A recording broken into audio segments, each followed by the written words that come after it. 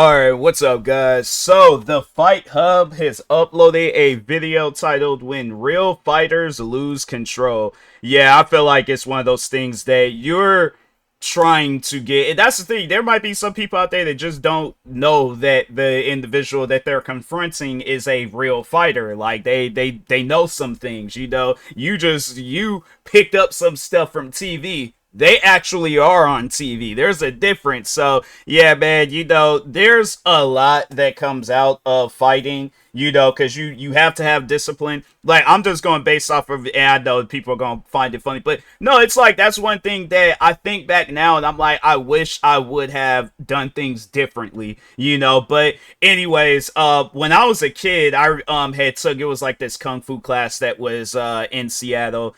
And I was doing good. I made it all the way up to a yellow belt. That's how good I was doing. But no, the thing is this, like, I didn't apply myself. I didn't take it serious. I just wanted to be a kid. I ain't really, the thing is this, I think about it now. I wish that I would have went through with that class, because I think if I would have been a little bit more serious about it, I definitely would have made it a lot further than a yellow belt. But no, man, I mean, like, it's just, yeah, lack of discipline, still just that kid mentality and things. But it was cool though, but that's one thing about it, is that it makes you, like, physically and mentally stronger. Like, and I feel like, yeah, there's gonna be people where it's like, the mental warfare of, like, when you're getting into it with somebody and you know how to fight, what you're capable of, so you're like, okay, I can't do too much to them. The most I could do is embarrass them. So yeah, it's one of those things where it's like, yeah, I just think that, in some situation, like, kind of like that situation, and probably this could potentially be a part of it. But talking on Raja Jackson, I'm like, yeah, he's a real fighter, so, like, and he lost control, and that's one of those things. But I just think that he didn't have that much discipline, growing up. So yeah, it's like, maybe he did, he just don't know how to manage it. So yeah, hopefully we ain't got none of that in here. But anyways, yeah, let's go ahead and get into this video. Make sure, if you guys haven't, go subscribe to the Fight Hub for more videos like this. And with that being said, real fighters are trained to stay calm and keep their emotions in check. But sometimes the heat of the moment, the disrespect, or the pressure takes over. It's like, who are you? He's gonna try and grab the camera. He's gonna try and grab the camera. Is he drunk or high? In this video, you'll see what happens when real fighters lose control. Welcome to the Fight Hub. Yeah, that's one thing you'll never see me, is disrespecting a real fighter. Like, I'm not going to go in no MMA ring, no UFC ring, no boxing ring, no WWE ring. I'm like, nah, bro. It's one of those things where I'm like, you guys got nothing but respect for me. You'll see a bunch of other creators where they're like, oh, they ain't doing that. They ain't doing that. I'm just sitting there. They're like, oh, TMossBoss, your response to all that? They doing something. They doing enough for me to not want to get into the ring with them. But everybody else, yeah, fine. Go ahead. I'm gonna sit here and I'm gonna watch. I'm a watcher, But anyways. Dang. In the first clip, a random guy walks into Nate Diaz's gym and decides to challenge a UFC fighter. Nate doesn't waste time talking. He shows him exactly what a real fighter looks like. Dang. Even the baby crying for him.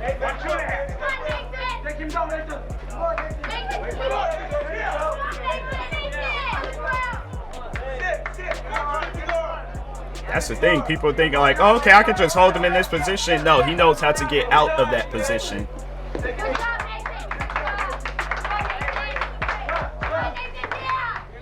Is that him? Nate Diaz? Dang, this video. Oh. I mean, you can tell by just how got that old early 2000s look, but dang. This old. In the next clip, an internet troll spent his time mocking an amateur boxer online. He saw, like, an Instagram reel of me. He said, dude, you're fighting a beginner. I'll whoop your ass. I'll put the pressure on you. So what's going on, man?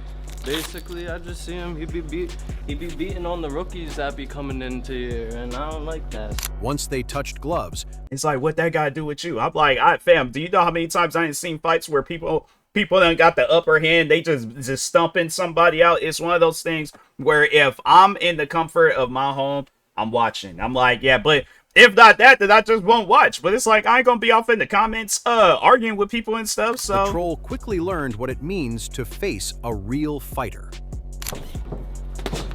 Where's that pressure?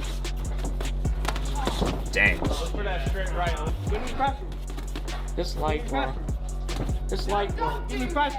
Put your hand. Dang. Oh, he's just toying with him. Dang. And bro can't cry either. Look.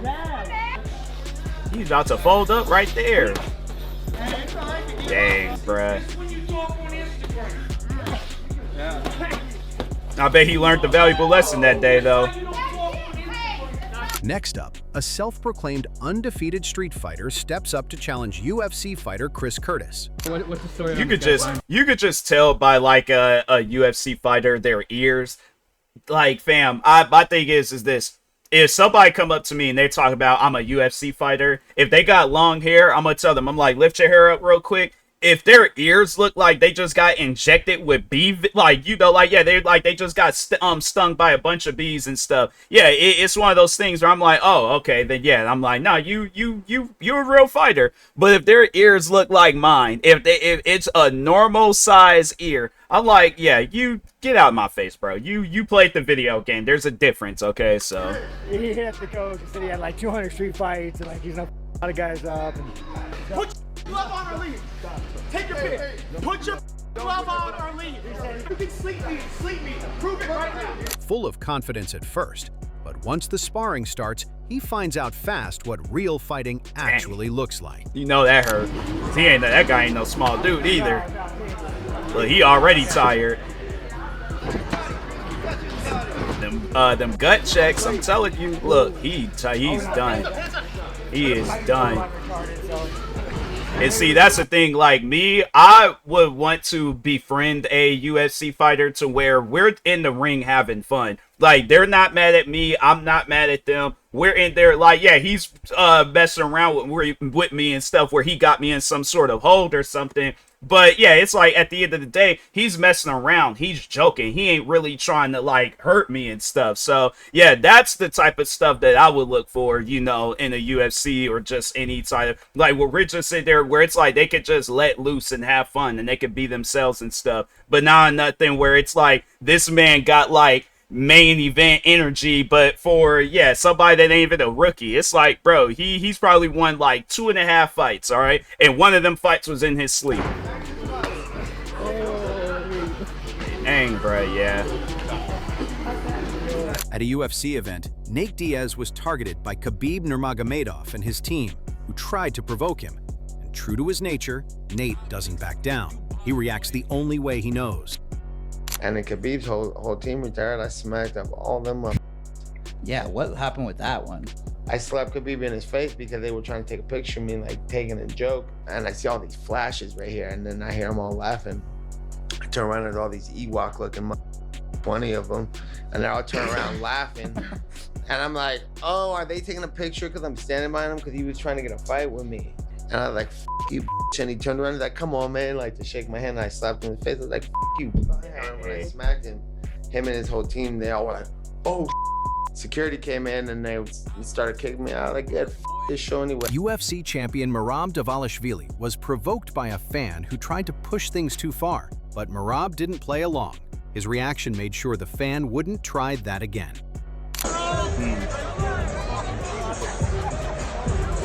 Bro, hopping from gate to gate, it's like, yeah, bro.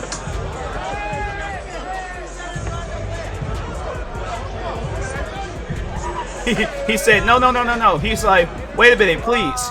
He's like, I just got these glasses from LensCrafter, man. He's like, please don't. He's like, I'm still making the payments on it. In the next clip, streamer Speed challenged UFC fighter Dan Hooker to a fight, thinking it would be all fun and games. Fight Dan. Where? Dan, fight me. Say less.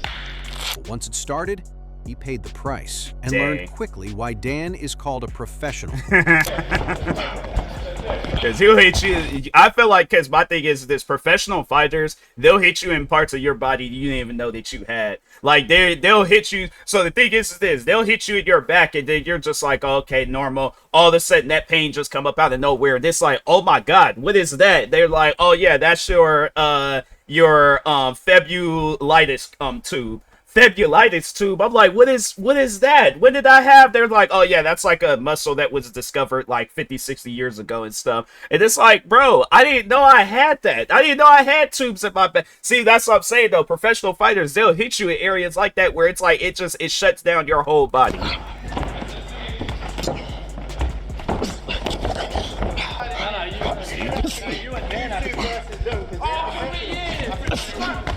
Dang. Dang.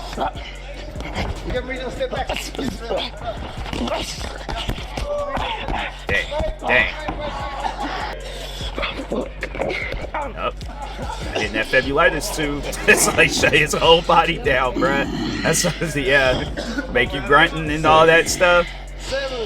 A Navy SEAL thought he could measure up against UFC fighter Sean Strickland. I always see like you. That's the thing where it's like people need to, yeah, it's like, I guess like military talk. Yeah, Navy SEALs, you're gonna look at those guys, they're the best, you know, they're the toughest. But when you're putting them, it's just, you gotta put them in the same environment where they're welcome. So like, I guess like a Navy SEAL and a Marine, I feel like that, yeah, that's something where it's like, you will have to see that fight go down. But a Navy SEAL going up against a professional fighter where it's like, these guys, they like, I've said this before, professional fighters, they call it sparring. Me, I call it like they're practicing fighting, but like they're really fighting, but they're practicing it and stuff. So it's like they're, you know, it's one of those things you got where them guys be doing that just on the regular, just for fun, just to have some time pass by. It's something where it's like people need to understand that you cannot be going around challenging professional fighters. It is not a normal thing to do, whether it's professional UFC fighter, boxer, even a wrestler. I know people will probably be like, oh, wrestlers, they don't know nothing. No, they do be knowing something. All right, so Can you survive a week of Navy SEAL training? And I would like to offer the same, because I don't think there's one Navy SEAL who could survive a week of training with me. I'm kind of sick of seeing it, because like, you guys think you're badass, come train with me for a week. I'll show you what's up. I'll break. Once the sparring began, it was obvious he was in way over his head. yeah. I don't want to knock you out, I want to make you quit. It's like, why would you say that, bro? I'm like, nah, man. Come on! Yeah. Dang. Breather. They just picking apart your body like a professional fighter. That's all that they train to do. Dang. Dang, bro, yeah. Don't quit.